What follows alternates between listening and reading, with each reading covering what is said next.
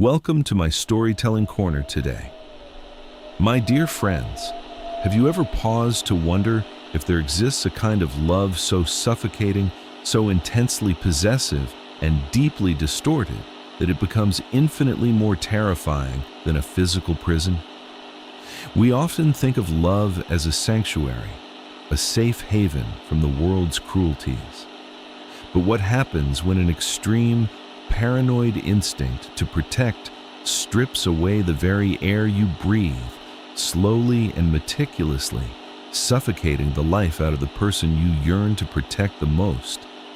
Today, we are stepping into a space thick with such haunting obsession, a place where time and sanity stood completely still.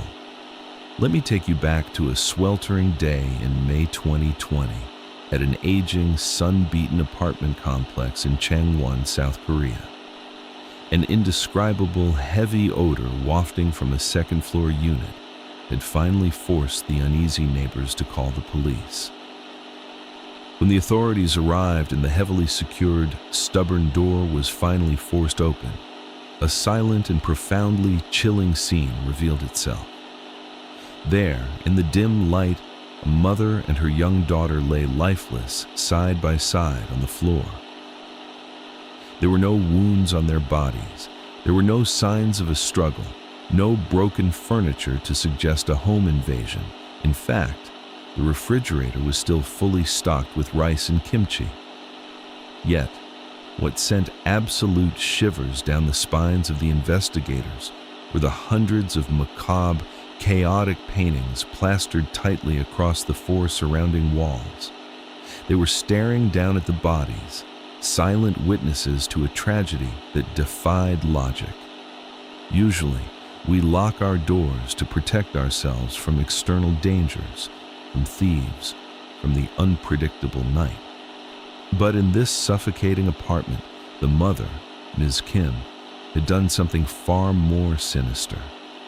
She had used a thick rope to tightly bind the inner door handle to the bathroom latch, ensuring it could not be opened even an inch. Then, she had meticulously taken tape and sealed every single gap around the doorframe and the windows. From a psychological perspective, she wasn't just locking a physical door against intruders, she was obsessively weaving a psychological cocoon to completely and permanently isolate them from human society. Try to place yourself in that room. Imagine the sweltering heat of the Korean summer, with indoor temperatures spiking to 40 degrees Celsius. The windows are sealed shut, trapping the thick, stagnant air, heavy with sweat, paranoia, and absolute despair. The only movement in the room is a solitary, sluggish electric fan spinning pointlessly in the corner. They had cut off all contact with the outside world. No mobile phones, no landline, no voices other than their own echoing off the paper-covered walls. This mother and daughter didn't die from the stranger's violent attack, nor did they perish from physical starvation. They died because they locked themselves in a state of extreme, self-consuming, paranoid fear, trapped in an airtight box of delusion until they depleted every last drop of oxygen and their final ounce of will to survive. To truly understand why a mother would methodically build such a terrifying cage for her own flesh and blood, we must unearth a bleeding, untreated wound from the past. More than 10 years prior to this grim discovery, Ms. Kim was an impoverished single mother, struggling to survive on the margins of society. Her heart harbored a constant, agonizing fear that her only daughter, Soo Jong, would be exposed to danger. Because she was so terrified of losing her anchor to the world, she wouldn't even entrust the child with a house key when she went out to sell rice. Every evening, the tiny 10-year-old girl was forced to sit alone on the hard porch, waiting hours for her mother to return. But tragically, this blindly extreme protection created the exact nightmare Ms. Kim had feared. The vulnerability of a child sitting alone created the perfect opportunity for their landlord to assault the little girl right on their doorstep. After that horrifying trauma was discovered, Soo-jong was taken away and placed in a state welfare center. As for Ms. Kim, her fragile mental world completely shattered. She was hospitalized and diagnosed with a severe mental disorder. Through the mother's heavily paranoid lens, the entire outside world had now transformed into a pack of vicious wild beasts, waiting in the shadows to tear her child apart. In her broken mind, the only way to keep Soo-jong truly safe was to hide her away from the light of day, hold on to her with a suffocating grip, and let absolutely no one ever touch her again. Meanwhile, for young Soo-jong, her years at the welfare center were actually a profound period of healing and discovery. From a developmentally delayed, timid, and perpetually frightened little girl, she began to find her voice through the delicate strokes of a paintbrush. She painted vibrant, colorful pictures filled with hope. She successfully entered high school, made friends who remembered her bright smile, earned a vocational certificate, and dreamed of a tomorrow where she could live a normal, contributing life. However, just as she turned 18, the legal age of adulthood, the dark, suffocating shadow named Mother suddenly reappeared at the gates. Ms. Kim adamantly demanded to take her daughter back. She refused all government financial subsidies, rejected any continued support programs, and completely severed the monitoring lifeline from social workers. In an instant, Soo-jong was dragged violently from a world of glittering hope and independence back into the dark, claustrophobic prison of her mother's paranoia. There was a moment when the suffocating control became too much. The young girl, desperate for air, sneaked out of the taped-up apartment and ran frantically back to the welfare center, begging the staff to take her back. But in a tragic twist of bureaucratic irony, because she was legally an adult, the staff were powerless to intervene against her will or her mother's custody. They could only gently advise her to return home. Society's bureaucratic rejection that day was the fatal blow. It shattered the young girl's last ounce of resistance. It was the psychological breaking point where learned helplessness took over. Soo-jong realized the world had closed its doors to her. She gave up, surrendering her life, her dreams, and her very breath to her mother's absolute manipulation. The most haunting clues left at the scene weren't fingerprints or weapons. They were the hundreds of paintings plastering the walls like a grotesque wallpaper. These weren't just lifeless pieces of paper.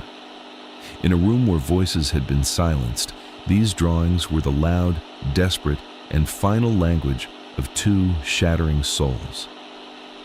Psychological experts and art therapists who analyzed the room pointed out a chilling, heartbreaking contrast between two entirely different artistic voices. The first set of artwork belonged to the mother. These were vibrantly colored, meticulously detailed paintings depicting two elaborately dressed women standing side by side. They were drawn in absolute, eerie symmetry, making it impossible to tell where the mother ended and the daughter began. In the blank spaces around the figures, Ms. Kim had frantically scribbled dense, manipulative prayers and commands. Tell Mom everything. Our memories will always be safe. Never show your weakness to the outside. Ms. Kim had sunk so deep into her hallucinations that she was trying to manifest a picture-perfect, impenetrable fortress on paper to escape a reality she couldn't handle. She no longer saw Soo-jong as an independent human being with her own heartbeat. The daughter was merely an extension of her own body, a phantom limb subject to absolute totalitarian control. The second set of drawings, tucked away among the colors, was a devastating testament to a broken spirit. These were strictly black and white, drawn with chaotic, gloomy, and distorted strokes. They depicted twisted anatomical shapes and carried the unrefined aesthetic of a 7-year-old child. This was the artwork of Soo-jong. From a bright teenager who painted with such soul and precision at the welfare center, her mind had become so paralyzed by panic and confinement that it underwent severe psychological regression. Pushed to the absolute brink of human endurance, her brain reverted to the state of a traumatized young child as a final defense mechanism. She couldn't speak her pain aloud. She couldn't run through the taped doors. She could only use these deformed, agonizing lines to scream out her suffocating terror into the void. The root cause of this quiet, devastating tragedy wasn't material deprivation, but an untreated mental illness allowed to fester into extreme control. The mother was simultaneously the architect of that suffocating demise and a pitiful victim of the paranoid fear inflicted by her own unresolved trauma. And the innocent daughter, whose only lifelong wish was to walk freely under the sun, was ultimately strangled into a silent death by her own mother's distorted, consuming love. The case was officially closed with an undetermined cause of death due to the advanced state of decomposition, but its psychological echoes continue to tear at the minds of anyone who hears it. My dear friends, as we sit in our comfortable homes amidst our bustling, noisy cities, we must ask ourselves a painful question. Behind the silent concrete walls right next door, behind the polite nods in the hallways, how many voiceless cries for help remain locked away in the dark?